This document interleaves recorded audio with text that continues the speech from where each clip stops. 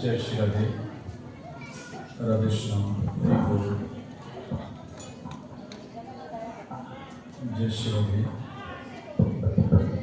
जय निताई जय गुरु जय श्रीनाथ हरि बोल।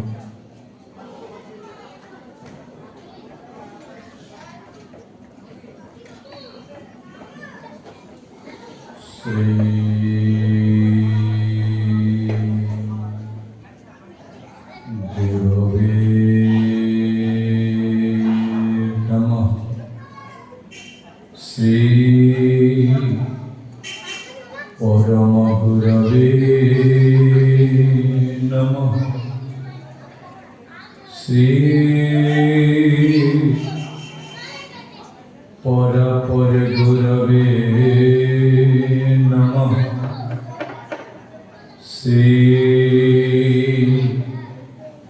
परमिष्ट गुरवे नमो नमः। श्री गौरचंद्राय नमः। श्री नित्यानंदाय नमः। श्री अद्वैत चंद्राय नमः। श्री गदाधर शिवासादि गौरभक्तगणेभ्यो नमो नमः।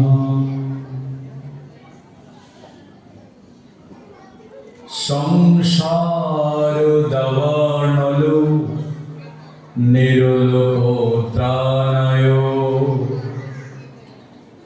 कारुण्य घन घनत्वं प्राप्तस्य कल्याण गुणर्नवस्य वन्दे गुरु श्री चरणारविन्दम्। यस्य प्रसाद भगवत् प्रसाद यस्य प्रसादं न गति कुतयपि ध्येयं शुभं तस्य यशस्वी छन्दं वन्दे गुरु श्री चरणारविन्दम्। अजनुलम्बित भुजो कनकवदतो संकीर्तनैकपीतरो कमलायताक्षौ विश्वम्भरो द्विजवरो युगधर्मपालो वन्दे जगत्प्रियकरो करुणावतारो। नमः त्रिकालसत्ताय जगन्नाथसुताय च सवृत्ताय सपुत्राय सकलत्राय ते नमः।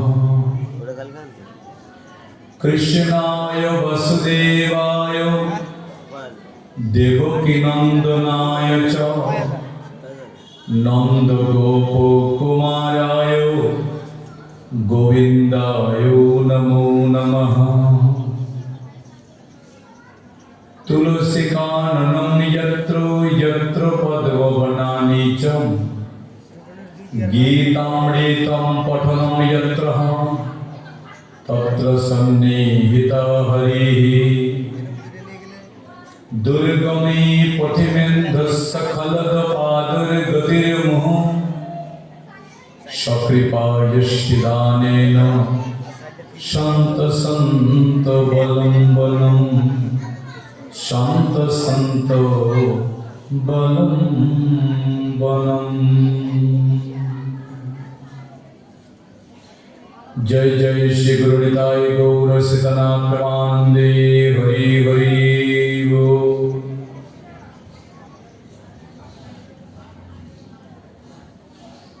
सर्वाग्रे समात्रैकगतः परमाराध्य परम करुण करुणा घनाकृति विग्रह गुरुः अष्टोत्तर शतो प्रभुपाद কৃষ্ণচন্দ্র গোস্বামীর চরণ কমলে নমামি। করুণাময়ী শ্রীমতী রাধারানীর অতি প্রিয়স্য অষ্টোত্তর শত প্রভুপাদ হিরণময় গোস্বামীর চরণ কমলে নমামি। ততঃ অখিল রসামৃত সিন্ধু হেম কল্পতরু নীলাদ্রি বিহারী কলির কুহকান্ত শিরোমণি সর্ব অবতার শরৎসার কলিযুগ পাবন অবতার শ্রীকৃষ্ণ চৈতন্য মহাপ্রভু, যার অপার ইচ্ছাতে এই বরাহকল্পে জম্বুদ্বীপে আর্যাবর্তে ভারতখণ্ডে বঙ্গ ভবিষ্য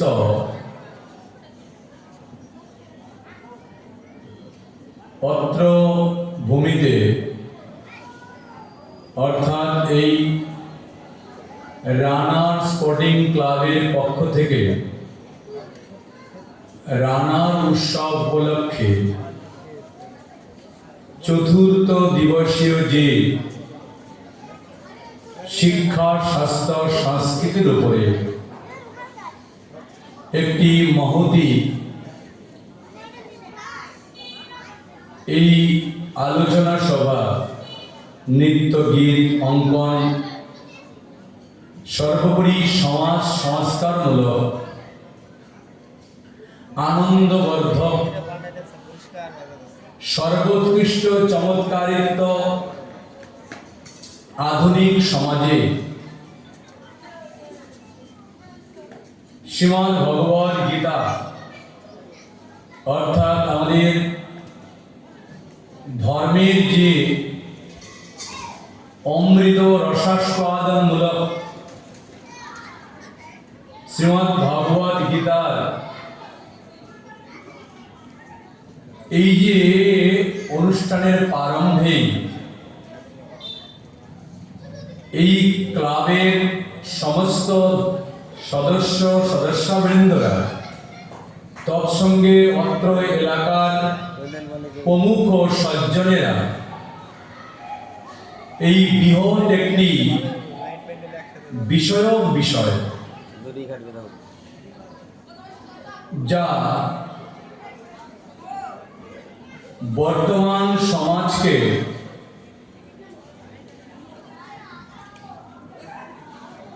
ত্যাগ তিতিক্ষা বৈরাগ্য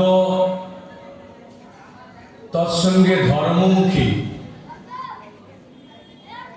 করবার প্রয়াসে যে উদ্যোগ গ্রহণ করেছেন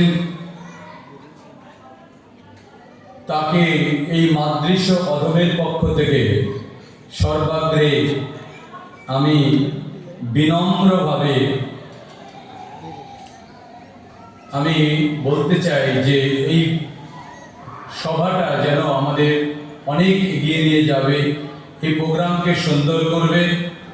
আর এই অধম দাস তার জন্য বাহবা দিচ্ছে, সাধুবাদ জানাচ্ছেন এবং সকলের কল্যাণ কামনা করে আজকে এই রানার্স ক্লাবে যে একটি ভাষা লিফলেটে দেখতে পেলাম যে হাই হ্যালো ছাড়ো শ্রীমদ্ ভগবদ গীতা পড়ো, এই শব্দটা কিছুদিন পূর্বে আমরা একটা ছোট্ট শিশুর মুখ থেকে শুনেছি। এই যে শব্দটি আমাদের ভারতবর্ষেরই বৃন্দাবনে গোবর্ধনে বসবাস করে যার নাম ভাগবত, ছেলেটির নাম ভাগবত, একটি সাক্ষাৎকারের টিভি প্রোগ্রামে ষষ্ঠ বর্ষীয় একটি বালকের মুখ থেকে বেরিয়ে এলো হায় হ্যালো চলো শ্রীমদ্ ভগবদ গীতা পড়ো। একটা ছোট্ট শিশুর মুখ থেকে শ্রবণ করবার পরে আর সেই কথাটা আপনাদের এই অনুষ্ঠানের একটা বিশেষ জায়গা স্থান নিয়েছে, এর জন্য আমি বড় খুশি। আপনাদের এই মস্তিষ্কের, আধুনিক সমাজের, শিক্ষিত সমাজের মস্তিষ্কের একটা উন্মেষ ঘটেছে, এর জন্য আমি বড় আনন্দিত, খুশি এবং আপনাদের প্রশংসা না করে পারছি না। বলুন রাধে রাধে, হরে কৃষ্ণা কৃষ্ণা কৃষ্ণা হরে হরে, হরে রাম রাম রাম হরে হরে। ছোট্ট একটা শিশু যে কথাটা বলেছেন আর আপনাদের সর্বত্র প্রচার হচ্ছে এই বিষয়টা। একটা ছোট্ট শিশুকে আমরা আদর করে ভালোবেসে যে প্রকার আমরা আনন্দ লাভ করি, সেটা কিন্তু আজকে নতুন নয়। এটা আমাদের পৃথিবীর সৃষ্টির প্রারম্ভ থেকে হয়ে এসেছে। একটা শিশুকে সবাই ভালোবাসে, আদর করে। তো সেই সময় প্রহ্লাদ মহারাজ বলে সত্যযুগে একজন শিশু জন্মেছিলেন, যার পিতা ছিলেন অসুর। হিরণ্যকশিপুর গর্ভে প্রহ্লাদের জন্ম হয়েছিল। আজকে আমাদের সমাজে প্রত্যহ লক্ষ লক্ষ শিশুর জন্ম হচ্ছে। মায়েরা মাতৃত্বের স্বাদ উপভোগ করছেন, আনন্দ করছেন আজও। আর এই শিশুগুলোকে আমরা কি বিদ্যালয়ে পাঠাই তো নাকি? এই শিশু, এই বাচ্চাগুলোকে আমরা পড়াশোনার জন্য মাথার ঘাম পায়ে ফেলে সারা দিন রাত পরিশ্রম করে পিতামাতা সব কিছু ত্যাগ করে তাদের সমস্ত সুখ স্বাচ্ছন্দ্যতা যেন পুত্র বা কন্যার উপরে প্রবেশ করে, সব ছেলে আর মেয়েকে নিয়ে। ঠিক তেমনি ওই অসুরের পুত্র প্রহ্লাদ মহারাজের বয়স যখন মাত্র 5 বছর, তখন বিদ্যালয়ে দিয়েছিলেন। আর সেই বিদ্যালয়টা ছিল অসুর গুরু শুক্রাচার্যের পুত্র ষণ্ডামর্কের। তাহলে হিরণ্যকশিপু সিলেক্ট করেছেন বড় বিদ্যালয়, বলে কার? বলে যে ষণ্ডামর্কের স্কুলে আমি আমার পুত্রকে ভর্তি করব বা করলেন। আমরা কি করি? আমরাও আমাদের পুত্র কন্যাকে একটা বড় স্কুলে ভর্তি করলে আমাদের বড় আনন্দ হয়, হয় কি না? তো আমরা যখন ভালো স্কুলে ভর্তি করি আমার পুত্রকে বা কন্যাকে, দেখবেন বাবা মার একটু আনন্দ হয়। আমার ছেলেটাকে আমি বড় স্কুলে পড়াচ্ছি, আমি অনেক বড় মানুষ করব।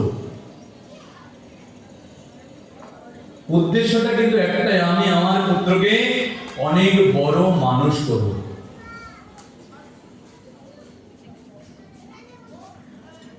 অসুর সেই হিরণ্যকশিপু মনে করেছিলেন যে আমার পুত্রকে আমি বড় ধরনের একজন অসুর তৈরি করব।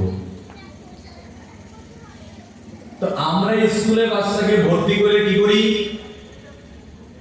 স্কুলের পাশে সারাদিন মায়েরা বসে থাকে, কখন আমার ছেলেটা স্কুল থেকে বেরিয়ে আসবে, কখন স্কুল ছুটি হবে। বিদ্যালয়ের ছুটির জন্য অপেক্ষা করছেন পিতামাতা, স্কুলের দোরগোড়ায় সারাদিন বসে থাকে। আর প্রথম জীবনে ছেলেকে ভর্তি করে যখন জীবনের প্রথম ওই ছেলেটি বিদ্যালয়ের ছুটির পরে যখন বেরিয়ে আসে আর বিদ্যালয়ের ওই গেটের সামনে যখন বাবা মাকে দেখতে পায়, বাচ্চা খুব খুশি হয়, দৌড়ে এসে মায়ের কোলে ওঠে। আর মা খুব আদর করে 2 গালে 2-4টে চুমু দিয়ে দিল।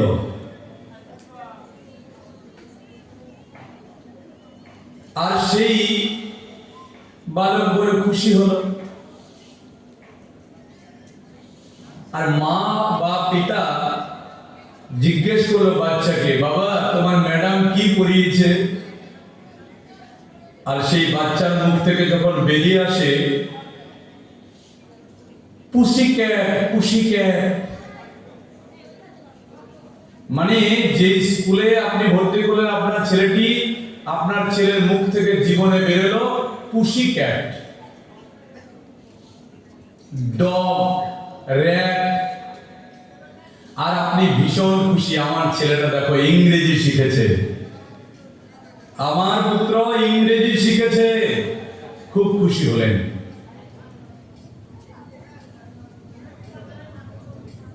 অসুরের পুত্র প্রহ্লাদ মহারাজকে এই প্রকার হিরণ্যকশিপু যখন কোলে তুলে জিজ্ঞেস করলো, পুত্র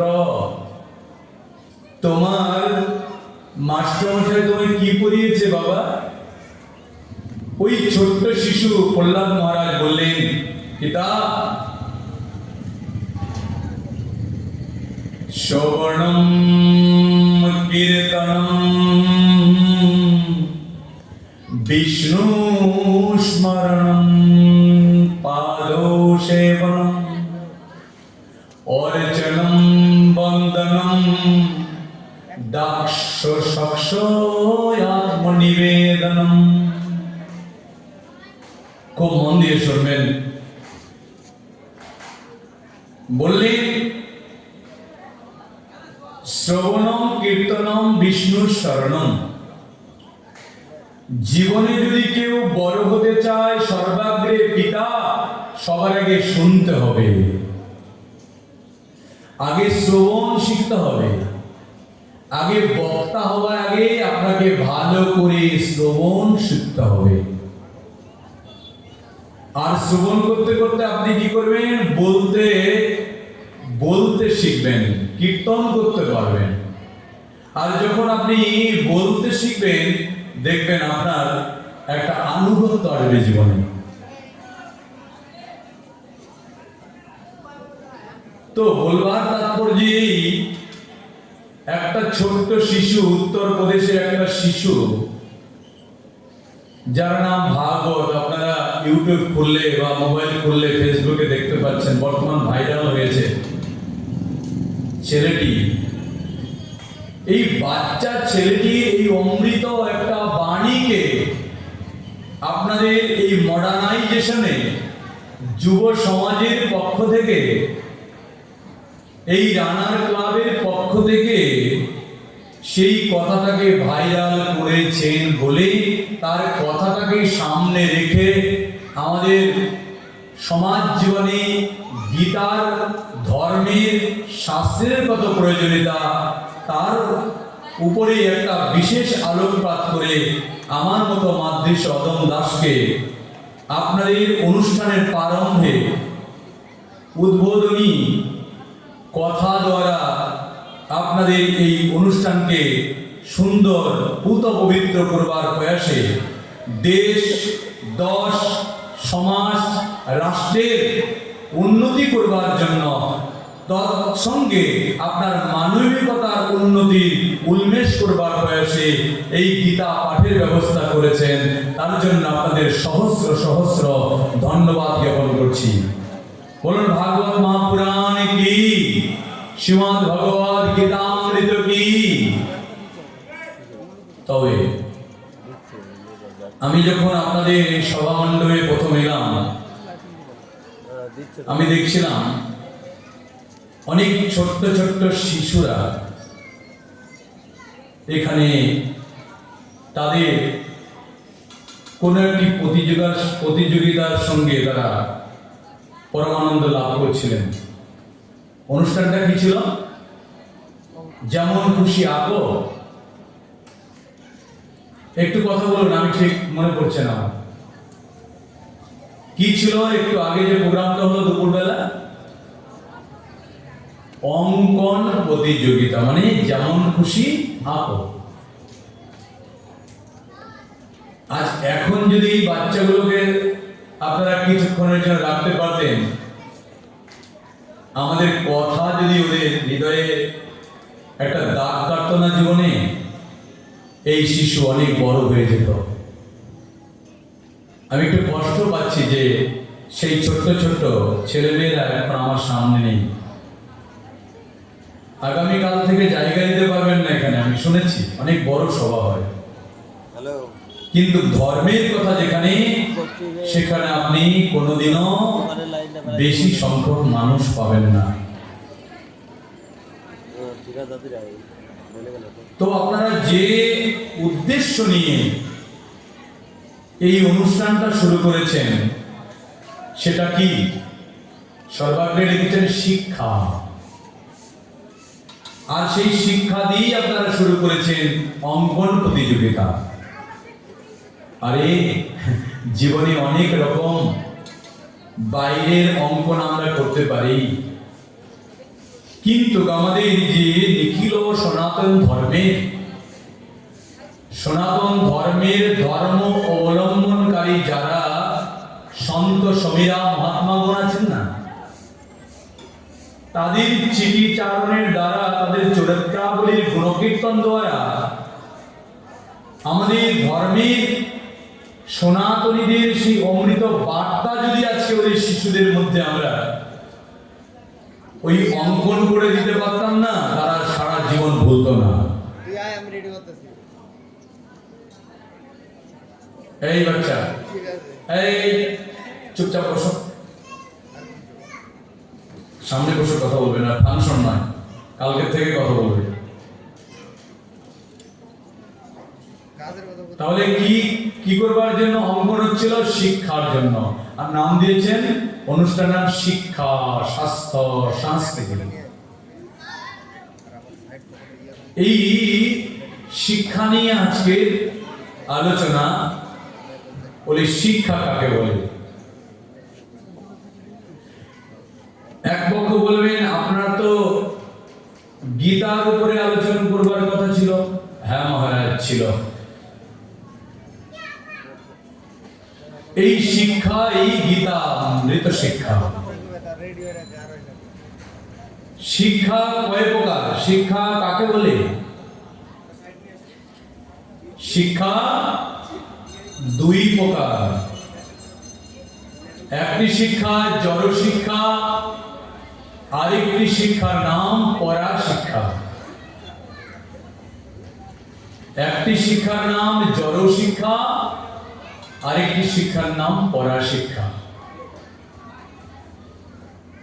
আজকালকার দিনে আমরা সমাজকে যে শিক্ষা দিই বা সমাজ থেকে যে শিক্ষা পাই, আমরা বিদ্যালয় থেকে যে শিক্ষা আমরা প্রাপ্তি লাভ করছি, এটা খুব ধ্যান দিয়ে মনে রাখবেন, এর নাম জড় শিক্ষা। কারণ এই জড় শিক্ষায় শিক্ষিত মানুষ না হলে এক প্রকার ভোগবাদী মানুষের তাদের রাজনীতি করা হবে না। তারা ভালো মতো জানে এরা বুদ্ধিজীবী, তারা খুব ভালো জানে যে জড় শিক্ষাটা যদি আমরা আগত ভবিষ্যৎ প্রজন্মকে যদি আমরা না প্রবেশ করাতে পারি, তাহলে আমাদের সমাজের মাথায় বেল ভেঙে খেতে পারবো না। আর যদি পড়া শিক্ষাটা যদি এরা পায়, পড়া শিক্ষায় শিক্ষিত হলে কি হবে? এরা শিখবে ধর্ম কাকে বলে, এরা জানবে মানুষ কি করে হওয়া যায়, আর মানুষ হলে মানবিকতার উন্মেষ ঘটবে, আর মানবিকতার উন্মেষ ঘটলে ওই এক প্রকার ওই বুদ্ধিজীবীদের কোনো প্রভাব বিস্তার সমাজে হবে না। এই জন্যই তারা জড় শিক্ষাকে আমাদের বিদ্যালয়ের পুঁথিতে প্রচার করবার জন্য, স্কুলগুলোতে পাঠ্য করবার জন্য তারা প্রাণ চেষ্টা করছেন। এটা অনেক দিন আগে, প্রায় 100 বছর আগে আমাদের এই পড়া শিক্ষাটাকে বন্ধ করবার জন্য আমাদের সংসদে একটা বিল পাস হয়েছিল সংবিধানে, যে সনাতনী মানুষ যারা হিন্দু, তাদের স্কুলগুলোকে বন্ধ করে দাও, তাদের বিদ্যালয় বন্ধ করে দাও, তাদের পড়া শিক্ষা বন্ধ করে দাও। আর এই শিক্ষাটাকে বন্ধ করে দিলে আমাদের আগামী দিনে সুবিধা হবে। ভারত মায়ের, এই ভারত মাতার কান্না যারা আপনারা মুছে দিতে চাইছেন, যে ভারত মা বড় দুঃখী আজ, ভারত মা আজকে কাঁদছে, আমাকে বাঁচা ভাই বাঁচা। ভারত মা আজকে কেঁদে কেঁদে বলছেন, ভারতের মাটিতে তোমরা যারা জন্মেছ, তোমরা আমার পুত্র সম, বাঁচা বাঁচা। কে বাঁচাবে? রাজা তো বাঁচাবে। এদের প্রাণ রক্ষা কি করবে? রাজা করবেন। আসলে রাজা মানে কি সেও তো জানি না। রাজা শব্দের অর্থ হলো সবে মুনিষে প্রজা মমা। রাজা মানে পিতা, প্রজা মানে পুত্র। আর রাজা কোথায় হয়েছেন? বলে ভারত ভূমিতে হয়েছেন। এই ভারত মা ভারতেরই রাজার কাছে বলছেন, পুত্র আমায় বাঁচা বাঁচা বাঁচা। দেখ আমার একটা হাত কেটে গেছে, দেখ আমার আরেকটা হাত কেটে গেছে, আমার একটা পা কেটে গেছে, এখন বুকের উপরে আমার প্রহার করছে, কবে যে আমার প্রাণটা চলে যাবে, পুত্র বাঁচা বাঁচা। অথচ সেই ভারতের মাটিতে আমরা সনাতনী হিন্দু মানুষ হয়েও আমরা ভারত মায়ের সন্তান স্বীকার করি না, করছি না। কারণ ভারত মায়ের স্বীকার যদি আপনি করেন, তাহলে আপনার কাছে একটা তকমা লেগে যাবে। তো আমাদের ধর্মের কথা বলতে গিয়ে দেশের কথা, রাষ্ট্রের কথা, সমাজের কথা, উন্নয়নের কথা, শিক্ষার কথা, সংস্কৃতির কথা, ঐতিহ্যের কথা আমাদের বলতেই হবে। যদি এটা সকলের তরে সকলে আপনারা, সকলের তরে সকলে আমরা, সবাইকে নিয়ে অনুষ্ঠানটা। কিন্তু আসলে যখন ধর্মের কথা বলা হয়, তখন আমাকে সত্য কথা বলতে হবে। ভারত মা কাজে আমায় বাঁচা বাঁচা বাঁচা। ভারত মাকে হত্যা করবার জন্য ভারতের বুকে যারা জন্ম লাভ করেছেন শিশুরা, বর্তমান প্রজন্মে, তাদের পড়া শিক্ষা না দিয়ে জড় শিক্ষা দেওয়ার জন্য আমাদের সংবিধানে সনাতনীদের স্কুলে পড়া বন্ধ করে দিলেন। যে সনাতন ধর্মের মানুষ কোন বিদ্যালয় করতে পারবে না, ধর্ম শিক্ষা দিতে পারবে না। এটা আপনারা ভালো জানেন, শিক্ষিত যারা আছেন। আর অন্য ধর্মের যারা মানুষ, তাদের জন্য পারমিশন দেওয়া হলো, তোমরা ঘরের মোড়ে মোড়ে, পাড়ায় পাড়ায়, গ্রামে গ্রামে তোমাদের শিক্ষা প্রতিষ্ঠান তৈরি করো। মানে জড় শিক্ষায় তারা শিক্ষিত হয়ে আমাদের সুশিক্ষাটাকে নষ্ট করবার জন্য এইরকম বিভিন্ন ভাবে, বিভিন্ন দিক দিয়ে একটা ষড়যন্ত্র চলছে।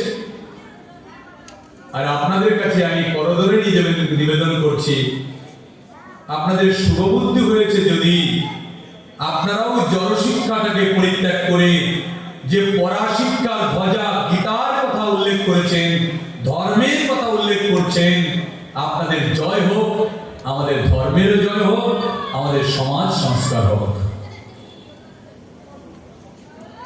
তো এই যে জড় শিক্ষা, যেহেতু আপনাদের অনুষ্ঠানের প্রথমে লেখা শিক্ষা স্বাস্থ্য, জড় শিক্ষায় কি করবে মহারাজ, কি করবেন? জড় শিক্ষা একটা মানুষকে একটা আইএস অফিসার বানিয়ে দিতে পারে। জড় শিক্ষায় কি পারে? 5 তলা 10 তলা বাড়ি বানিয়ে দিতে পারবে। জড় শিক্ষায় লৌকিক সুখ দিতে পারবেন। আসলে এখন শীতের দিন, তাই না মা? শীতের দিনে শীত তো লাগবেই। আমরা যতই চিল্লাচিল্লি করি, সব জায়গায় ভাই শীত পড়ো রে, আমাদের গাছাতে 4 দিন অনুষ্ঠান হবে, তুমি শীত পড়ো না। এই শীত কি বন্ধ করবে? এই শীতের দিনে শীত পড়া কি বন্ধ হবে? কুয়াশা বন্ধ হবে না। তবে কুয়াশা থেকে বাঁচার একটা উপায় আছে। সেই বাঁচবার একমাত্র উপায় কি? বলে নিজেকে বাঁচা যাবে। নিজেকে চাদর জড়িয়ে দেওয়া যায়, কম্বল পেঁচিয়ে ঘুমানো যায়, সোয়েটার জ্যাকেট টুপি পরা যায়। একমাত্র আপনি বাঁচলেন, কিন্তু অন্যকে বাঁচাতে পারলেন না। আপনি অন্যকে বাঁচাতে পারলেন না। তাই জড় শিক্ষায় নিজে বাঁচা যায়, কিন্তু অন্যকে বাঁচানো যায় না। বলো নিতাই গৌর হরি বল, সবাই বলুন জোরে। এই জড় শিক্ষাটাকে ধুয়ে মুছে দিয়ে পরা শিক্ষায় যুক্ত করবার জন্য এই যে শব্দোচ্চারণ শিক্ষা, হায় হ্যালো ছাড়ো গীতা পড়ো, এই শব্দটা হলো জড় শিক্ষাকে নষ্ট করে দেওয়ার জন্য। জড় শিক্ষায় কি করবে? উন্নতি করবে বললাম। এবার উন্নতি মানে কি? উন্নতি কাকে বলবেন? এই যে বিরাট অনুষ্ঠান করছে, গাছা বাজারের উন্নতি হয়ে গেলে এটা উন্নতি বলে না। অনেক কষ্টার্জিত অর্থ দিয়ে ক্লাবের মেম্বাররা আপনাদের কাছে মাদুগরি করে যে কোনো ভাবে বড় অনুষ্ঠান করছেন, এটাকে উন্নতি বলে না। উন্নতি তখনই বলে যখন সামনে ধর্মকে রেখে এগিয়ে চলা হয়, ধর্মকে ধ্বজা টেনে যদি এগিয়ে কেউ যায়, তাকে বলা হয় উন্নতি। আজকে যে সংস্কৃতি শিক্ষা, এই যে গীতার শব্দ উচ্চারণ করে এই চতুর্থ দিবসে ধর্মের অনুষ্ঠানের প্রারম্ভ ঘটিয়েছেন, তাই এদের মঙ্গল হবেই হবেই হবেই। ব্যাস মঞ্চ থেকে বলছি। আর এই জায়গাতে যদি উন্নতি না হয়, তাহলে অন্য কোথাও হবে না। তাহলে এটা শুধুমাত্র পড়াশোনাই থেকে যাবে। উন্নতি মানে উত যোগ নতি, উত যোগ নতি ইতি উন্নতি। আমাদের অলোক মাস্টারমশাই আছেন, আমাকে ডেকেছেন, এখানে আহ্বান করেছেন। মাস্টারমশাইকে যদি জিজ্ঞাসা করা হয়, মাস্টারমশাই আচ্ছা উদ যোগ নদী বললেন, উদ শব্দটা ব্যাখ্যা করুন তো। অনেক শিক্ষকই জানবে না, অনেক মাস্টারমশাই জানে না উদ মানে কি। কিন্তু আমাদের গীতায় স্পষ্ট অক্ষরে ভগবান শ্রীকৃষ্ণ অর্জুনকে বলেছেন, উন্নতি হওয়ার কথা ছিল অর্জুন, এই যুদ্ধক্ষেত্রে এসে তোমার কেন অবনতি হচ্ছে তুমি বলো। কিসের অবনতি? তুমি কি বললে? ও বেপত্যস্য শরীরে নেই রমস্য জায়তে গান্ডিবং চস্যত হস্তা ত্বক ধর্মশ্চৈব পরিদর্যতে। তোমার ধনুর্বাণ পড়ে গেল। কেন করবো? বলে আমি যুদ্ধ করবো না। কেন করবে না? বলছে আমি যাদের সঙ্গে যুদ্ধ করব দেখছি তারা আমার নিজজন, আপন জন। আমি করবো না যুদ্ধ। নো চ সেয়ুন পশ্বামি হত্যা স্বজন মা আহবে নো কাংশে বিজয় কৃষ্ণ নো রাজ্য সুখানি চ কিম ন রাজ্যেন গোবিন্দ ভোগে জীবিকাদাবহ যে সামর্থ্যে কাঙ্ক্ষিতম রাজ্য নো রাজ্য নো ভোগা নো সুখানি চ। বলুন কৃষ্ণচন্দ্র ভগবান কি। তাহলে জড় শিক্ষায় যে আপনি উন্নতি লাভ করবেন সেটা কিন্তু আপনার জীবনে উদ্যোগ নদী পর্যন্তই শেষ হলো, কিন্তু সেখানে উদ শব্দ আপনি প্রয়োগ করতে পারলেন না। খুব মন দিয়ে শুনলেন, খুব কঠিন সংবাদ। উদ মানে কি? তাহলে মহারাজ উদ মানে কি? উদ মানে উদ্গত তমঃ যস্মা ইতি উত্তমঃ। যে পড়াশিক্ষা অর্জন করে আপনার ছেলেটি উন্নতি লাভ করেছে, চাকরি করলো, বাড়ি করলো, গাড়ি করলো, জড় শিক্ষার দ্বারা করেছেন, কিন্তু ভালো মানুষ হলো না। কিন্তু শ্রীমদ্ ভগবদ গীতা বলতে চায় তুমি তাকে পড়া শিক্ষা দাওনি। আর পড়া শিক্ষা যদি থাকতো ওর মধ্যে তাহলে কি হতো? উদ্গত তমঃ যস্মাৎ, এই যে তম অন্ধকার মায়া জড় সংসারকে বুঝতে পেরে তমাশিত তমসা গুরুমগ্রে তমকে ত্যাগ করে সে পরা বিদ্যা অর্থাৎ উদ্গত তমঃ যস্মাৎ ইতি উত্তমঃ, সে উত্তম বিষয়টা বুঝতে পারত যে উত্তম জগতে একমাত্র ধর্ম, আর ধর্মের চরণে মাথা নিচু করলে তার জীবনে অনেক উঁচুতে উঠবার প্রয়াস হয়।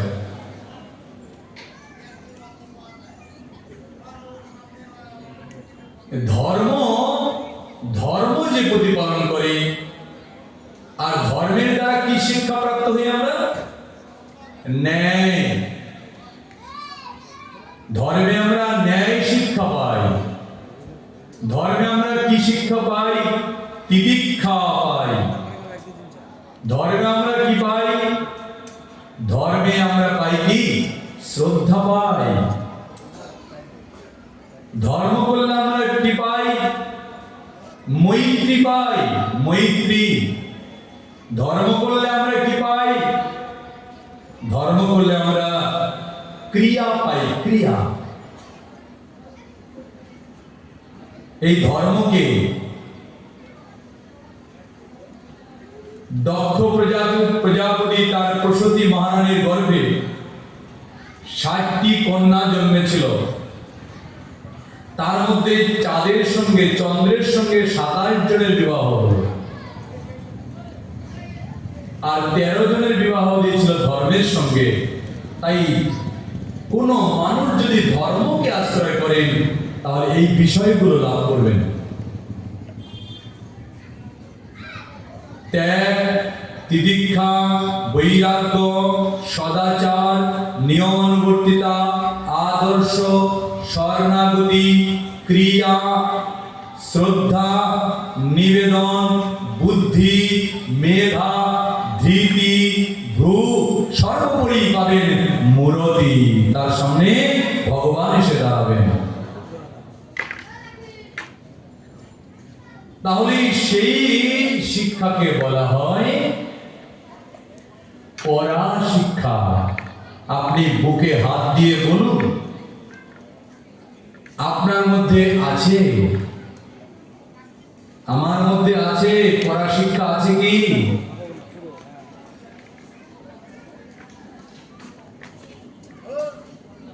পড়া শিক্ষায় যে বিষয়গুলো, তার একটা আছে ত্যাগ আছে, আমাদের ত্যাগ আছে? ত্যাগ নেই। ত্যাগ কাকে বলে? বিনা সর্বত্যাগা নো ভবতি যশুপতে। ত্যাগ নেই, শুধু ভোগ, শুধু ভোগ, শুধু ভোগ। আর ভোগ শিক্ষা তো দিয়েছে আপনার পরিবার, আপনার সমাজ। আর সমাজকে কুক্ষিগত করে রেখেছে, একমুখ করে রেখেছে আমাদের সংবিধানে সেই পরাবিদ্যাকে ধ্বংস করা সেই মানুষগুলো, সেই সম্প্রদায়ী মানুষগুলো। আর তার সঙ্গে আমাদের সনাতনী হিন্দুরা তাদের সঙ্গে ধ্বজা টেনেছেন। আর তার জন্য আমরা সত্য কথা বললেও আমাদের এই সুন্দর কথা গ্রহণ হবে না। তো শ্রীমদ্ ভগবদ গীতায় শিক্ষা বিষয়ক সমস্ত বিষয়ই শিক্ষা। এই শিক্ষাটার নাম হচ্ছে ধর্ম শিক্ষা। এবার বলবেন ধর্ম কি?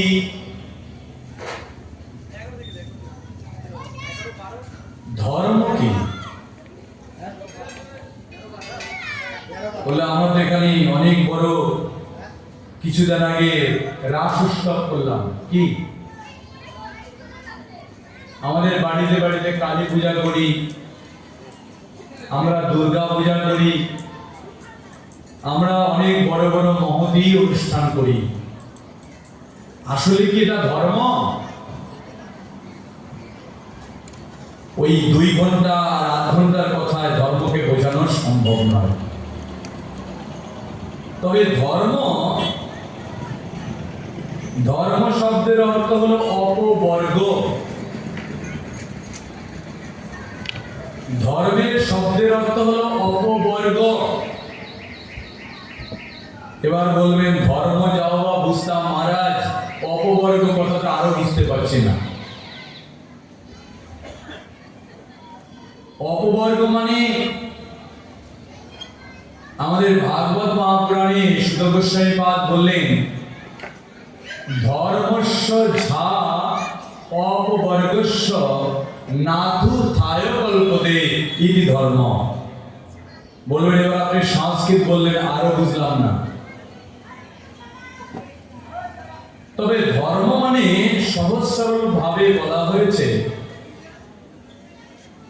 ধর্ম মানে পতন ফলাশা বদ্ধ ভয় মৃত্যু যাহা পর নাই প ফ ব ভ ম রহিত ইতি অপবর্গ কহে। যে জায়গা আসলে আপনার পতন হবে না, আপনার ডিমোশন হবে না, প্রমোশন হবে। সমাজ আজকে প্রমোশনের দিকে যাচ্ছে না ডিমোশনে যাচ্ছেন? আজকের সমাজ জড় শিক্ষা গ্রহণ করে তাদের প্রমোশন হচ্ছে না, বরঞ্চ ডিমোশন হচ্ছে। তাই যে শিক্ষায় শিক্ষিত হলে আপনার কি হবে? আপনার জীবনে কি হবে? বললেন আপনার প্রমোশন হবে, পতন হবে না। সেই জায়গা কোনটি? বলে সেটা শ্রীমদ্ ভগবদ গীতা। এই ভগবদ গীতা যে শিশু নিত্য পাঠ করতে হবে না, যদি কেউ প্রণাম করেন, এই স্পর্শ ক্রিয়াতে, দর্শন ক্রিয়াতে, তার ঘানাস্বাদন ক্রিয়াতে তার মধ্যে কোনো না কোনো ভাবে এই পরা বিদ্যা গিয়ে স্পর্শ করবে।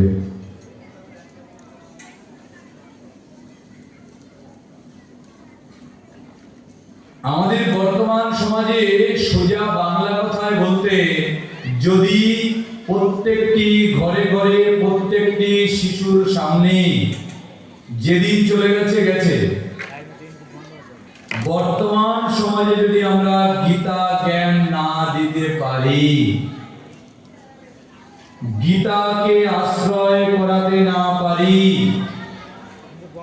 গীতা তাদের জীবনের মেন পাঠ্য যদি না হয়, তাহলে ভয়ঙ্কর পরিস্থিতি আসতে চলেছে। আপনাদের উদ্যোগ ভালো, আপনাদের প্রস্তাব ভালো, প্রয়োগ, আপনাদের উদ্যোগ ভালো, কিন্তু আপনাদের প্রয়োগটা করতে হবে। করবেন তো? সভাসদগণ যারা আছেন, গীতা ঘরে ঘরে শিশুর পাঠ্য করবেন কি? আপনি লুকিয়ে করতে পারবেন, প্রকাশ্যে পারবেন না।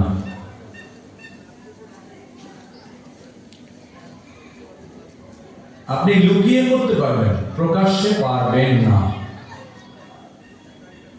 তাহলে কেন? কারণ আমাদের ভারতবর্ষে গীতার বিদ্যালয় ছিল, গীতা ক্লাস অর্থাৎ গুরুকুলে পড়ানো হতো সে আদিকাল থেকে। সেটা বন্ধ করে দেওয়া হয়েছে।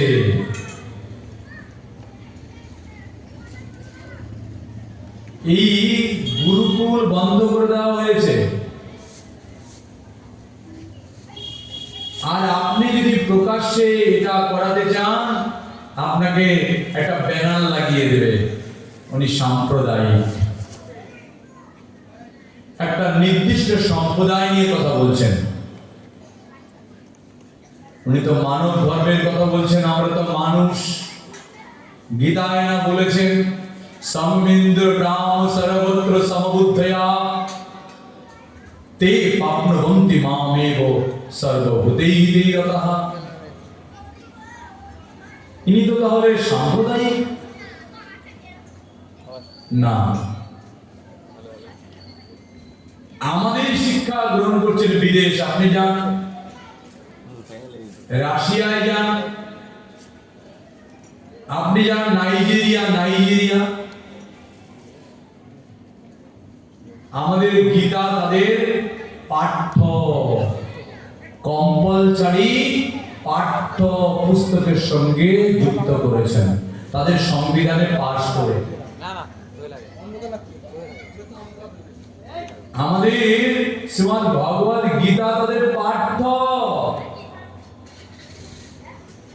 আর আমরা যদি আরে বাবা, আমরা যদি উচ্চারণ করি তাহলে এই পরিস্থিতি খুব খারাপ হয়ে যাবে। কোথায় বাস করছেন? আপনার যে পায়ের তলার মাটি নেই, একবার দেখুন, ভেবে দেখুন।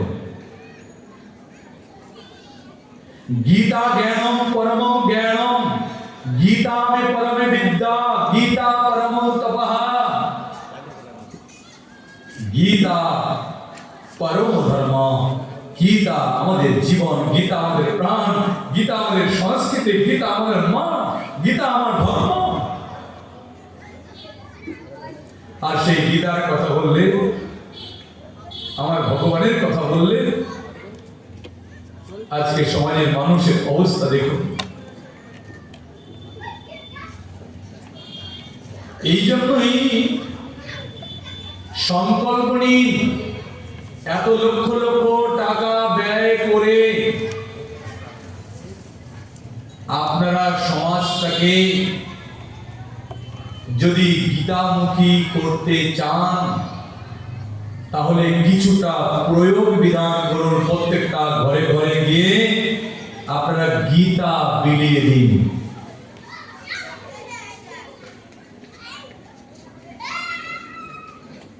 বলে আমরা জানি তো, আমরা মরে গেলে বুকের উপরে গীতা দিত। যখন কেউ মরে যায় আমাদের গীতা বুকের উপরে দিত আমরা। বেঁচে থাকতে তুমি গীতা তাকে শিক্ষা দিলে না, মরে গেলে গীতা তুমি বুকে দিয়ে দিলে। তার মানে জানেন, আসলে আপনি গীতাকে অপমান করলেন। আর দিবেনই না বাধা কেন? নিশ্চয়ই দেবেন, কারণ আপনি জানেন না তো।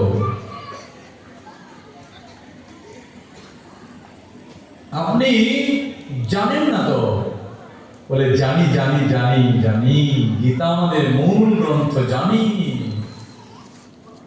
কিন্তু আপনি আপনার বাচ্চাকে গীতা না পড়িয়ে ওই র্যাট ক্যাট শেখাচ্ছেন, তাই না? জানেন আপনি।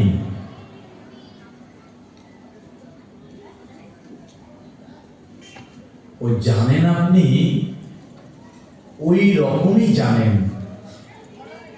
বলে কিরকম?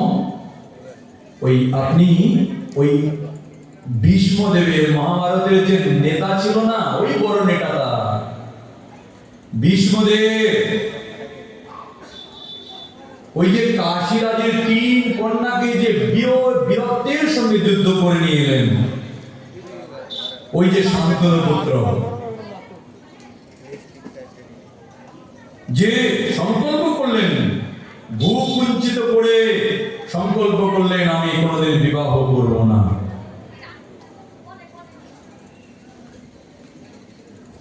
এই মহাভারতের এই নায়ক, উনি ভালো মতো জানতেন কৃষ্ণ ভগবান। ওই যে দ্রোণাচার্য কৌরব পক্ষীয় পাণ্ডব পক্ষদের গুরুদেব দ্রোণাচার্য, উনিও জানতেন কৃষ্ণ ভগবান। আপনিও জানেন গীতা আমাদের মেন ধর্ম। ধর্ম আপনি জানেন, গীতা আমাদের মেন বিষয়, অথচ শিশু পুত্র আপনি নিজে গীতাকে সম্মান করেন না, গীতা পাঠ করেন না, আপনি ধর্ম প্রতিপালন করেন না। আপনারও দশা ওই দ্রোণাচার্যের মতোই হবে, আপনার দশা ওই ভীষ্মদেবের মতো হবে। বলবেন আপনি পেঁচিয়ে পেঁচিয়ে আমাদেরকে কথা শোনাচ্ছেন, কি বুঝবো?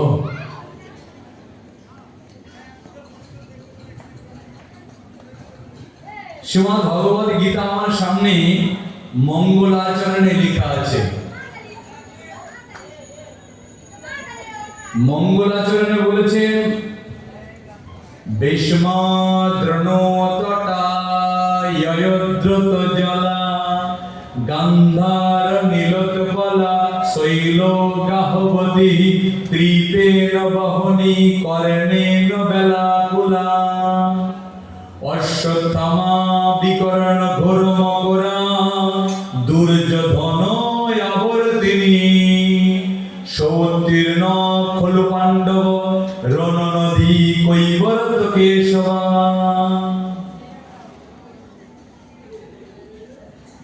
বললেন ভীষ্ম দ্রোণ তটা।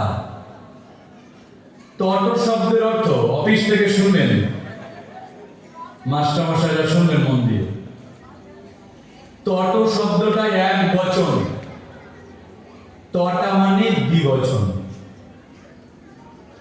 তাহলে তটা ভীষ্ম দ্রোণ তটা জয়দ্রত জলা, এই সংসার জলাশয়ে, এই সংসার সমুদ্রে দুটো তীর আছে। খুব ধ্যান দিয়ে মন দিয়ে শুনবেন, দুটো তীর। একটি তীর শিক্ষা গুরুদেব, আরেকটি তীর দীক্ষা গুরুদেব। আমরা জন্মগ্রহণ করবার পরেই আমরা গুরু আশ্রয় করে বড় হই। আমাদের গুরুকে পিতা মাতা, আমাদের শ্রী গুরুদেবকে পিতা মাতা, পিতা মাতার কাছে শিখলাম। তারপরে বিদ্যালয়ে ভর্তি করে দেওয়া হলো, মাস্টারমশাই গুরু হলেন। শুধু গুরু আর গুরু চলছে সারাটা জীবন, গুরুকর্ম। অথচ সেই গুরুকে বর্তমান সমাজ স্বীকার করে না। কারো জীবনে যদি ভালো গুরুদেব অর্থাৎ শিক্ষক না জুটল, তার জীবন বৃথা। কারণ जब सदगुरु पावे ढेर बतावे ज्ञान करे उपदेश तो पैला के मैला छुटे जब आप करे प्रवेश। सदगुरु सिर मोर है সৎগুরু বলেছেন, সৎ মাস্টার বলেছেন, মাস্টার মশাই ফুক ফুক করে বিড়ি খায়, ছাত্র কি করবে? মদের বোতল টানবে। মাস্টার মশাই সিগারেট খায়, ছাত্র গঞ্জিকা সেবন করবেন। तो सदगुरु सिर मोर है, एक ज्ञान का भंडार है, जो इसका शरण में आते तो करते बीड़ा पार है। তাহলে জন্মেছি এই সংসারের সমুদ্রে, এই সমুদ্রে জন্মগ্রহণ করলাম, সমুদ্রে আমি হাবুডুবু খাচ্ছি। আমাকে বাঁচতে হলে তীরে যেতে হবে, না হলে মরে যাব। কেন? এই সংসার সমুদ্রে কি আছে? কাম আছে। কাম, ক্রোধাদি, নক্র, মকরৈক, বলিতস্য, দুর্বাসনা, নিগলিতস্য, নিরাশ্রয়স্য সংসার। খুব মন দিয়ে শুনবেন। কাম বলছে কেন সবার আগে? বলে আপনি যে ছেলে মেয়েটাকে খুব আদর করে ভালো স্কুলে পড়িয়ে বড় করলেন না, আপনি আপনার ছেলে মেয়েকে না ভাত মেখে খাইয়ে দিলে স্কুলে যায় না। জানেন মহারাজ, আমার মেয়েটা না, ওর ভাত মেখে খাইয়ে দিতে হয় ক্লাস 12-এ পড়ে। আর যখন স্কুলে যায়, যদি আমি খাইয়ে না দিই মহারাজ, জানেন সারাদিন আমার মেয়েটা না খেয়ে থাকে। প্রত্যেক দিন এমন হয়, কিন্তু একদিন দেখবেন আপনার মেয়েটি বাড়ি ফিরল না, আপনার ছেলে আর বাড়ি ফিরল না। পাশের বাড়ি ওই যে মাংস, পিণ্ডাত্মিকা, জড়াত্মিকা, ক্ষণভঙ্গুর একটা ওই দেহের প্রতি লোভের বশবর্তী হয়ে কাম মানে বিক্ষিপ্ত হয়ে তাকে নিয়ে পলায়ন করেছে।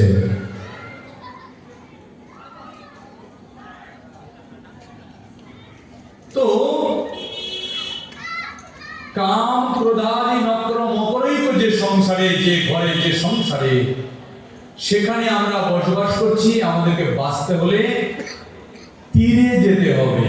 আর তীরে কে আছেন? গুরুদেব। ভীষ্মদেব গুরুতত্ত্ব ঠাকুরদা বংশ কুলে, অপরদিকে দ্রোণাচার্য শ্রী গুরুদেব। কিন্তু সেই গীতার প্রথমেই মঙ্গলাচরণ বললেন, ওই গুরুদেবকে আগে মারো, হত্যা করো অর্জুন। তোমার গুরুদেবকে আগে মেরে ফেলো অর্জুন। কি বলেন সখা? কৃষ্ণ তুমি কি বলো?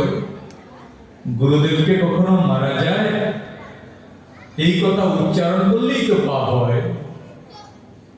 ভগবান বলতে চায়, এই কুরুক্ষেত্রের মাঠে আমি যে ভগবান, আমি যে স্বরাট, আমি যে বিরাট, আমি অসীম, আমি অনন্ত, আমি যে জগৎ সংসারের একমাত্র মালিক কৃষ্ণ, কেউ জানে না। কিন্তু জানে কে? ওই গুরুদেব জানেন।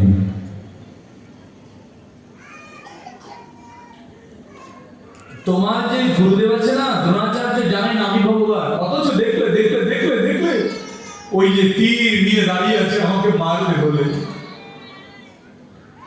দেখো দেখো, ওই যে ধনুর্বাণ নিয়ে দাঁড়িয়ে আছে আমাকে হত্যা করবে বলে।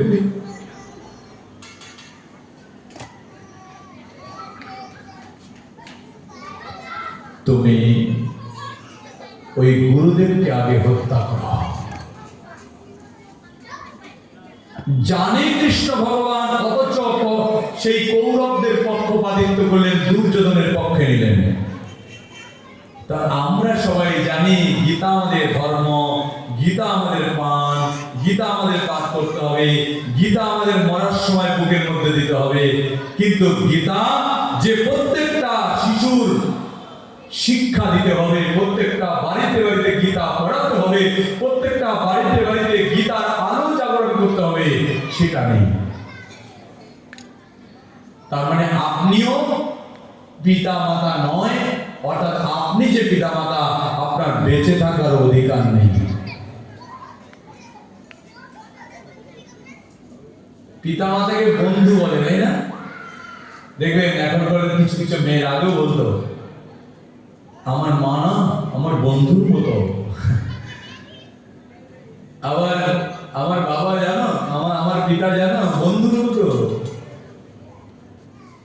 বন্ধু কাকে বলে? বাংলা ভাষা বলো, তাই না?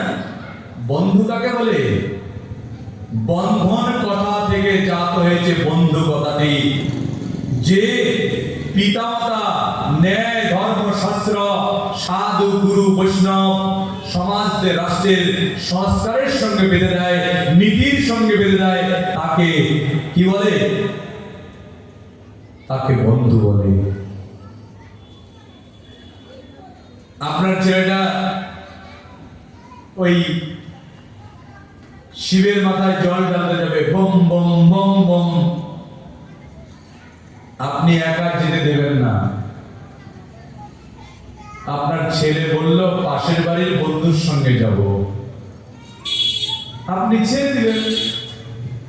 রাস্তায় গিয়ে বন্ধু বলছে, বন্ধু আগে প্রসাদ পা, গাঁজা এনে দিলেন। এই আমি কোনোদিন তো মুখে দেইনি, আমি তো কোনোদিন এটা খাইনি রে। আরে শিবের প্রসাদ খেতে হয়, জীবনে যে কোনোদিন খাইনি, এই গাঁজা খাওয়া শিখে গেল। এও বেঁধে দিলেন, কিন্তু এ বন্ধু বেঁধে দিল, কিন্তু এই বন্ধুটাও কিন্তু বন্ধন করে দিল। আসলে জীবনে বন্ধু পাওয়া যায় না। যে মাতা পিতার গর্ভে জন্মগ্রহণ করেছি, সেও বন্ধু হলো না। এমন বন্ধু হলো, আমাকে জড় শিক্ষার সঙ্গে বেঁধে দিলেন, আমাকে বিদেশি শিক্ষার সঙ্গে বেঁধে দিলেন।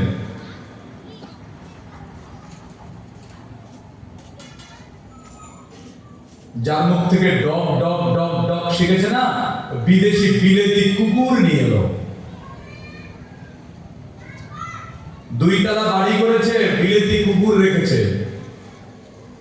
আর মা থাকে ভাঙা ঘরে, চাকরি করে ছেলে যে। নিজের মা আমাদের প্রতিমা, মা আমাদের ধর্ম, মা আমাদের সেবার বিষয়।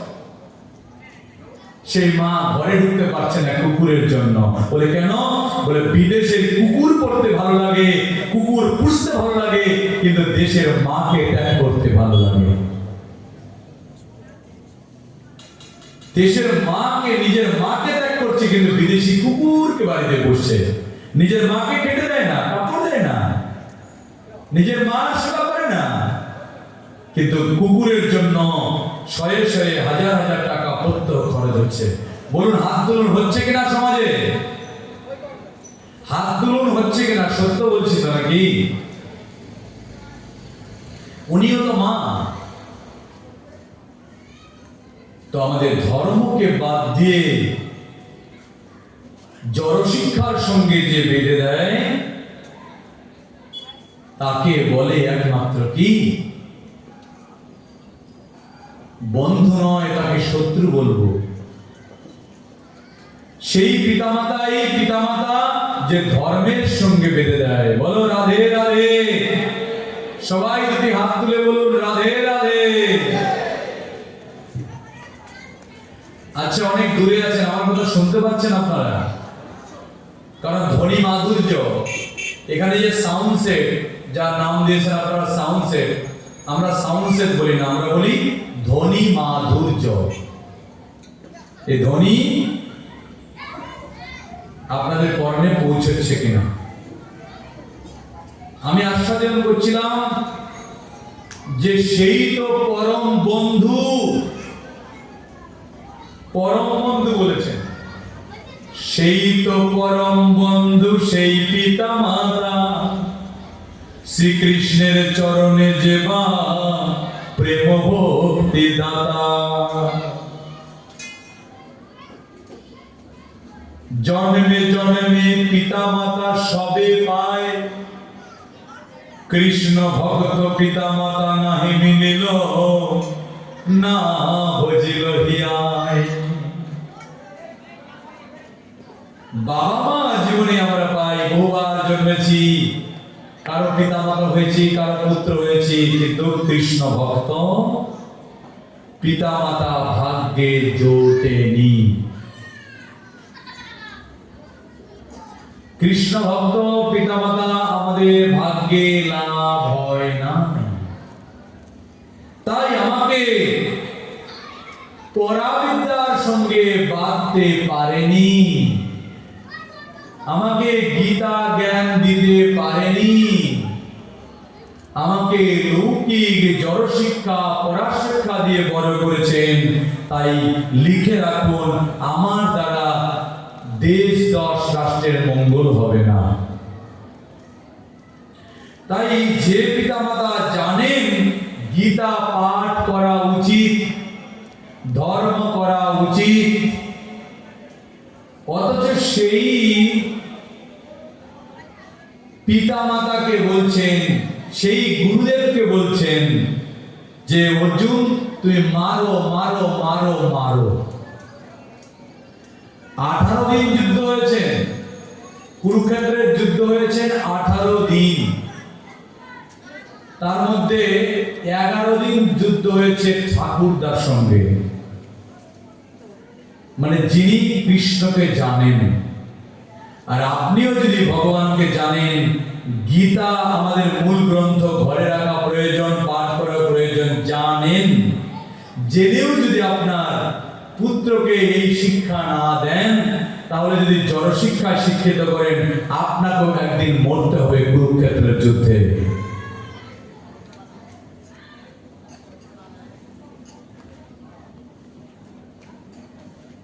এবার এই সংসারে কেউ কেউ মরতে চায়, জন্মেছে যে আমরা এই সংসারে, এই কুরুক্ষেত্রের মধ্যে আমরা জন্মেছি। কেউ কি মরতে চায় না? এই জগতে কেউ মরতে চায় না। আসলে একদিন চলে যেতেই হবে, কিন্তু চলে যেতে হবে যদি, তাহলে তো যাওয়ার পথটাকে প্রশস্ত করতে হবে। আমাদের এই পথটা কেমন? এই পথটাকে বলেছে নদী, আর নদী পার হতে গেলে সাঁতার দিতে হবে। তোমাকে সাঁতার জানতে হবে। তুমি সাঁতার দিবে কি করে? দিলে সাঁতার, কিন্তু আসলে তুমি সাঁতার জানো না, বললেন ভাসতে থাক। শ্রীমদ্ ভগবৎ গীতায় বলছেন, সাঁতার তো দিলাম, কিন্তু আমার সামনে দেখতে পাচ্ছি সুন্দর একটা গোলাপ ফুল, পদ্ম ফুল, আর এই ফুলের মায়া করে আমি সেখানে দাঁড়িয়ে পড়লাম। সেই গোলাপটাকে আমি নিজের করে নিলাম। যেমন যা করতে এসেছিলাম তা না করে আমি সংসারে প্রবেশ করলাম। আমি ওই পদ্মটাকে আপন করে নিলাম। পদ্মকে গন্ধায় নিরোৎপলা, অর্থাৎ গীতায় বলতে চাইছে যে ওই যে অপরূপ এই সংসারের নারী জাতি, এদের সঙ্গ লাভ করে সংসারে তুমি প্রবেশ করলে, কামকে আশ্রয় করলে, কামনাকে আশ্রয় করলে। কাম কাম কি? কামকে আশ্রয় করলে কেন? বলে কাম কম ধাতু আর জম প্রত্যয় যোগ করে কাম কথা সৃষ্টি হয়েছে। কম ধাতুতে আকৃষ্ট হয়ে তুমি তোমার ওই নদী পারাবারের পথটা ভুলে গিয়ে তুমি সেখানে আটকে পড়লে।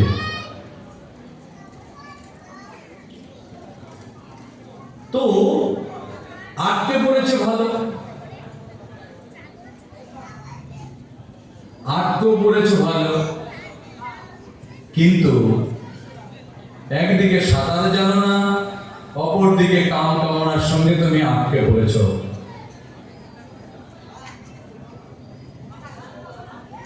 তবু মনটা আছে তোমার, আমাকে একদিন যেতে হবে, পারে যেতে হবে। মনটা আছে বলে ওই নদী, এই সংসার নদীর একটা পাকে পড়ে গেলে দুর্যোধন আবর্তিনী। গীতাকে বুঝতে হবে, দুর্যোধন আবর্তনী। আবর্ত মানে পাক,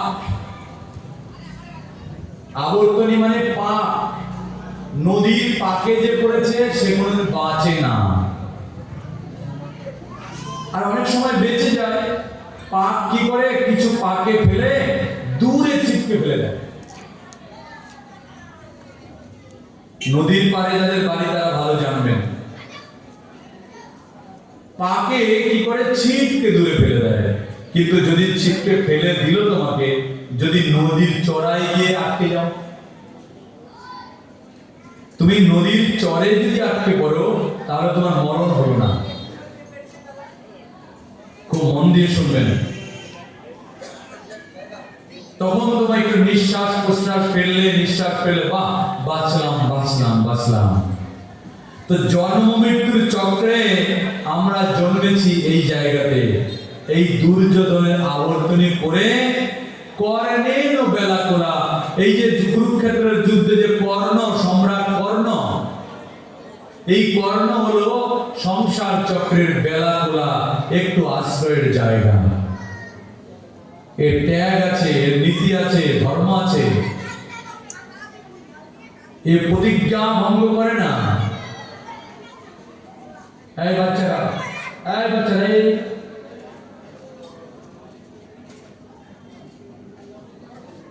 কর্ণেন বেলাকোলা। বেলাকোলা শব্দের হচ্ছে নদীর চর। তাহলে আমরা নদীর চরে জন্মে আছি, আর ভয় নেই।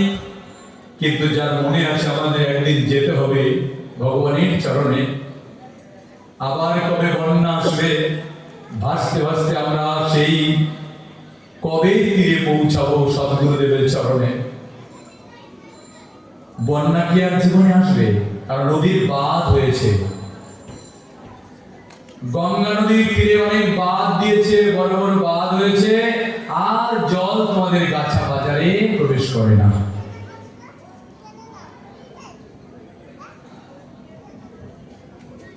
এইরকম দীর্ঘকাল তুমি শরণাগতি নিয়ে বসে থাকো, যেদিন তোমার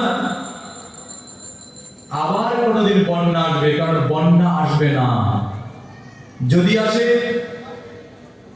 তো পৃথিবীতে যত মানুষ জন্মেছে ওই নদীর বন্যার কথা বলেনি, বলেছে তুমি সৎ গুরুদেব এবং সাধুর সঙ্গে বন্যা, যদি সাধুর সঙ্গে যদি কারো জীবনে পরমানন্দ লাভ হয়, সেইটি সাধুর সঙ্গে দ্বারা আপনি বড় জায়গায় পৌঁছতে পারবেন, অর্থাৎ ভগবত চরণ পাবেন।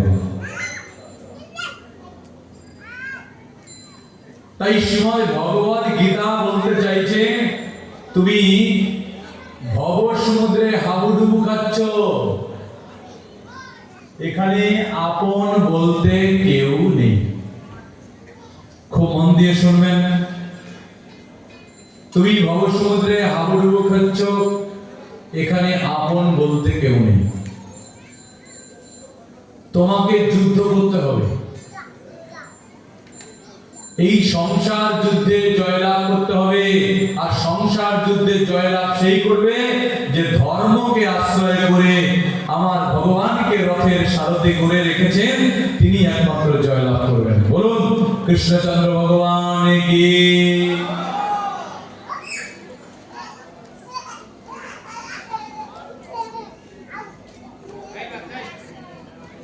বাচ্চা কাচ্চা সরিয়ে দাও, একটু ওরা দুষ্টামি করছে। সবাই মনোনিবেশ করুন। 2 ঘন্টা সময় কোন দিকে পেরিয়ে যাচ্ছে।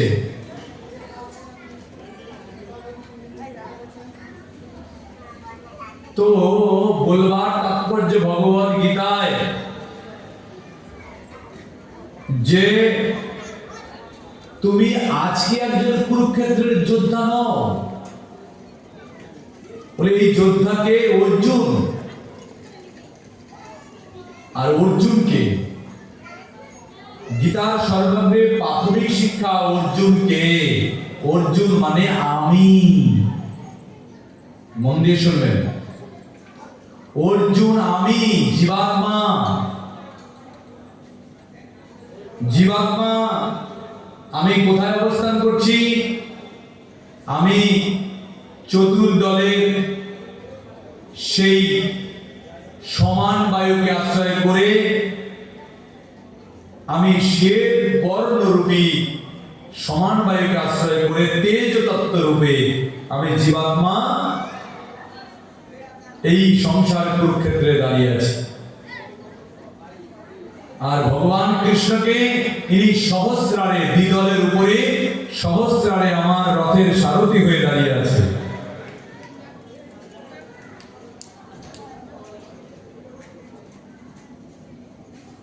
এখানে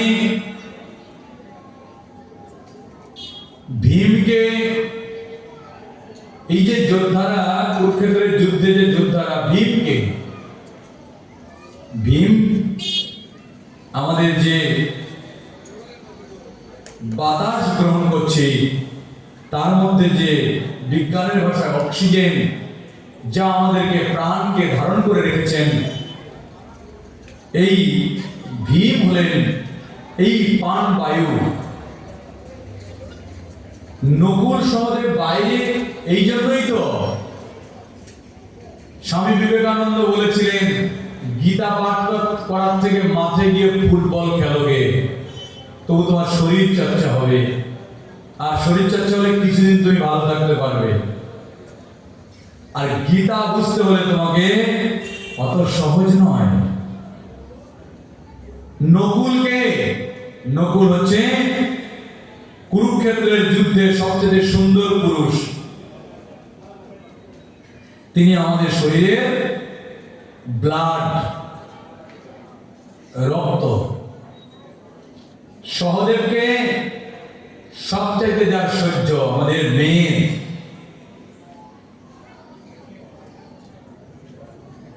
যুধিষ্ঠির ধর্ম, বং তত্ত্ব। তো এদের সঙ্গে যুদ্ধ হবে কার? ঠাকুরদা যুদ্ধ হবে ভীষ্মদেবের। আর ভীষ্মদেব কুরুক্ষেত্রের যুদ্ধকে এই ভয়, আমাদের যে ভয়, ভয় খুব মন দিয়ে শুনবেন। আমাদের সনাতনীরা বয়স্ক মানুষ অনেকে জানি না, ছেলেদের এগুলো শিক্ষা দেওয়া প্রয়োজন। দেখুন, একটা মানুষ দেখবেন না, মানুষ পাবেন না। আমাদের যে ভয় বলতে একটা জিনিস আছে, ভালো কর্মে ভয় আছে, খারাপ কর্মে ভয় আছে, আছে কিনা? এই যে একটা অনুষ্ঠান করছেন ক্লাবের কর্তৃপক্ষের কিন্তু ভালো ভয় আছে একটা, কি করে আমরা অনুষ্ঠানকে ভালো মতো সুস্থ সুন্দরভাবে পরিচালনা করব। তদ্রূপ ভগবানের চরণ প্রান্তে যাওয়ার জন্য জীবের ভয় আছে। আমাকে যেন ওই যে আমাকে যেন সর্বনাশ না করে দেয় কাম। আমার যে শরীরে কাম, ক্রোধ, লোভ, মৎসর্য আছে, এরা যেন আমাকে সর্বনাশ করে দেয়। আমি যেন ভগবানের চরণ থেকে বিচ্যুত না হই। আমার যাওয়াটা যেন সুন্দর হয়। ভয় থাকবে, ভয় থাকবে। তো ভালো বিষয়ে যেমন ভয় আছে, খারাপ বিষয়েও ভয় আছে। চুরি করতে গেলে ভয় আছে, যদি যেন ধরা না পড়ি, ধরা না পড়ি, ধরা না পড়ি। তো আমাদের শরীরে ভয় একটা বিষয়, যা শ্রীমদ্ ভগবদ গীতায় নির্দেশন করেছেন। এই ভয় হচ্ছে আমাদের জীবনের ভালো বিষয়ক ভয় হচ্ছে ভীষ্মদেব। এ হচ্ছে পূর্বজন্মের অষ্ট বসুগণের এক বসু। আমাদের ধর্মের 33 কোটি দেবতা, তার মধ্যে দ্বাদশ আদিত্য, একাদশ রুদ্র, অশ্বিনী কুমারদ্বয়, আর হলেন কে? অষ্ট বসু। এই অষ্ট বসুগণের এক বসু, ইনি ভগবানের সেবার জন্য এসে সংসারের মায়ায় পড়ে কি করলেন, তিনি খারাপ বিষয়টাকে স্পর্শ করলো, দুর্যোধনের পক্ষপাতিত্ব নিলেন। জেদ, আমাদের জীবনে জেদ আছে, জেদ হলো শ্রী গুরুদেব দ্রোণাচার্য, ইনি জানেন কৃষ্ণই ভগবান, কিন্তু জানবার পরেও কৃষ্ণের চরণে আশ্রয় নিল না। জগতের পিতা কৃষ্ণ, যে না ভজে বাপ, জন্মে জন্মে পাতকী হইবে পিতৃদহিতা। বলো রাধে রাধে। বাচ্চাদেরকে কাজে দাও, বাচ্চাদেরকে আমার ডান পাশ থেকে সরিয়ে দাও, তো চিল্লাচিল্লি করছে। একলা ঈশ্বর কৃষ্ণ, আমাদের কিন্তু শত শত ভগবান নেই। আমাদের সনাতনীদের মধ্যে অন্য জাতিরা হাসে, অন্য সম্প্রদায়ের মানুষরা হাসে যে দেখো হিন্দুদের কত কত ভগবান। আমাদের হিন্দুদের একজনই ভগবান, তিনি হলেন কৃষ্ণ।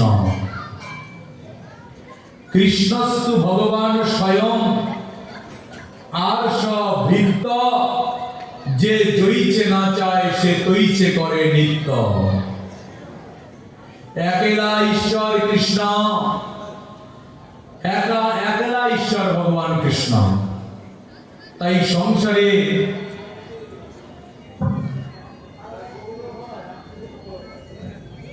সেই জন্যই ভগবান কৃষ্ণের চরণে আত্মসমর্পণ করে তারই নির্দেশ মতো শ্রীমদ্ ভগবদ গীতার বাণীকে মন দিয়ে পঠন পাঠন। ছাত্ররা যেমন মন দিয়ে পড়াশোনা না করলে সাকসেস পাবে না।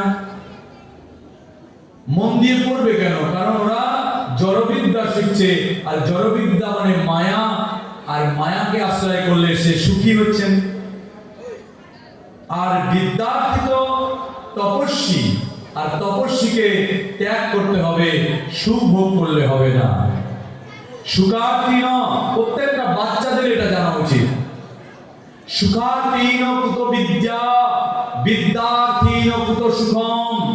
সুখার্থী চেত তেজে বিদ্যাম, বিদ্যার্থী চেত তেজে সুখম। সেই বিদ্যার্থী জীবনে সুখী হবে জড়বিদ্যাকে ত্যাগ করে পরাবিদ্যাকে আশ্রয় করলে। তো আমরা সেই পরাবিদ্যা সাক্ষাৎ ভগবান, তার চরণে মন দিতে হবে। কেমন করে মন দিতে হবে? মাইয়া বেশ্যা মনুজমম নিত্যযুক্তা উপাসতে শ্রদ্ধয়া পরয়ুপেতাস্তে ময়ুক্তা তমামতঃ। আমাদেরকে মনটা গোবিন্দের চরণে দিয়ে সদা সর্বক্ষণ গীতাশ্রয়ী হয়ে ধর্মকে আশ্রয় নিয়ে আমাদেরকে বড় হতে হবে। আর গীতা ভগবান শাস্ত্রকে আশ্রয় নিয়ে বড় হলে তার কোনোদিন পড়ে যাওয়ার ভয় থাকবে না। বলো রাধে রাধে। আশ্রয় লইয়া ভজে তাহে কৃষ্ণ নাহি তাজে, আর সব মরে অকারণে। তাই গীতাকে আশ্রয় করে আপনাদের এই গাছা বাজারের আপামর সনাতনী হিন্দু আমাদের ভাতৃপ্রবর, পিতৃপ্রবর, মাতৃপ্রবর ভক্ত বৎসলেরা যারা আমাদের এই সভামঞ্চ মণ্ডপে উপস্থিত হয়েছেন, তাদের কাছে আমি গীতাঞ্জলি পাঠে নতজানু হয়ে বারংবার মাতৃ সদমের নিবেদন রইল যে আপনারা ধর্ম শিক্ষা দিন, প্রত্যেকটা বাড়িতে বাড়িতে গীতার পঠন পাঠনের ব্যবস্থা করে দিন। সর্বোপরি আপনাদের সেই গীতা ভাবাপন্ন প্রাণটা যেন প্রত্যেকটা বাড়িতে বাড়িতে ঘরের কোনায় কোনায় প্রবেশ করে। আর তারই আশা নিয়ে আপনারা যে উদ্যোগ গ্রহণ করেছেন রানার স্পোর্টিং ক্লাবের পক্ষ থেকে, আপনাদের সাধুবাদ জানিয়ে আপনাদের প্রত্যেককে ভগবানের অত্যদ্ভুত চমৎকারিত অতুল্য মধুর মণ্ডিত মণ্ডল ভূমি সেই রাসনায়ক এই তো রাসমঞ্চে আপনাদের নামযজ্ঞ স্থলিতে সেই রাসনায়ক ভগবানের চরণে এ জন্মে নয় জন্ম জন্মান্তরের ভক্তি প্রেম তিতিক্ষা বৈরাগ্য সদাচার আপনাদের মধ্যে জাগ্রত হোক, আপনাদের দ্বারা দেশ দশ রাষ্ট্র সমাজের কল্যাণ হোক, এই আশা আকাঙ্ক্ষা রেখে পুনরায় আপনাদের চরণে কোটি কোটি দণ্ডবাদ প্রণতি জ্ঞাপন করে হাই হ্যালো ছাড়ো গীতা পড়ো পড়াও এই মহতি প্রারম্ভিক অনুষ্ঠানে তারই কথা তারই চরণে পুষ্পরূপে নিবেদন করে কথা দেওয়া হলো বিশ্রাম। যদি আবার যদি কৃপা হয় তাহলে আপনাদের সঙ্গে সাক্ষাৎকার হবে। জয় জয় শ্রী নিতাই গৌর সীতানাথ প্রেমানন্দে, হরি হরি বল। আজকে যিনি যার সঙ্গে এসেছি তার নাম না বললে নয়। আপনাদের এখানে নিমন্ত্রণ পেয়েছি কিন্তু আমার আসবার সুযোগ করে দিয়েছেন আপনাদের নদিয়া জেলা বীরনগর তাহেরপুরের পরে বীরনগরের কাউন্সিলর সাহেব সুজন বালা, অনেক বড় মাপের মানুষই বলবো, সারা নদিয়া জেলার মানুষ চেনে দ্বিজবর মিত্র, তারই পুত্র বিজন মিত্র আমার সঙ্গে এসেছেন। হবিবপুর থেকে এসেছেন, যাদের ওখানে আমি সপ্তাহব্যাপী ভাগবত যজ্ঞ সমাপন করেছি পরশুদিন। সপ্তাহব্যাপী ভাগবত কথামৃত ব্যবস্থা করেছিলেন হবিবপুর বাজারে অগণিত ভক্ত। সেই স্বপন বিশ্বাস এসেছেন আমার সঙ্গে, তাদেরকে ধন্যবাদ জানাচ্ছি যে তারা আমার এই সভাতে কৃপা করে নিয়ে এসে আপনাদের সঙ্গে আমার সাক্ষাৎকার করালেন। তাই সংসারকার ভবতি পূজ্য হেয় বা মানব ভূধার্যতে সুগতম সূত্রম ত্যাজ্যতে ওহি শিরোমণি। তাই সঙ্গের দ্বারা মেলবন্ধনের দ্বারা মিলাপ্রীতির দ্বারা মৈত্রীর দ্বারা আমরা সমস্ত সনাতনীরা যেন এক ছাতার নিচে এসে আমরা আমাদের ধ্বজা টানিয়ে বলতে পারি কৃষ্ণ আমাদের ভগবান, গীতা আমাদের প্রাণ, ধর্ম আমাদের জীবন, এই বলে যেন আমরা সবাই মিলেমিশে থাকতে পারি। এই আশা আকাঙ্ক্ষা রেখে আজকে কথা দিলাম এখানে বিশ্রাম। জয় জয় শ্রী নিতাই গৌর সীতানাথ প্রেমানন্দে, হরি হরি বল। পরবর্তীতে আপনাদের অন্যান্য যারা যেগুলো অনুষ্ঠান আছে সেগুলো যেন ধর্মের সঙ্গে যুক্ত হয়। অশালীন কোনো চিত্রনাট্য করবেন না, যাতে সমাজ উশৃঙ্খল না হয়। আপনাদের কাছে করজোড়ে নিবেদন রইল।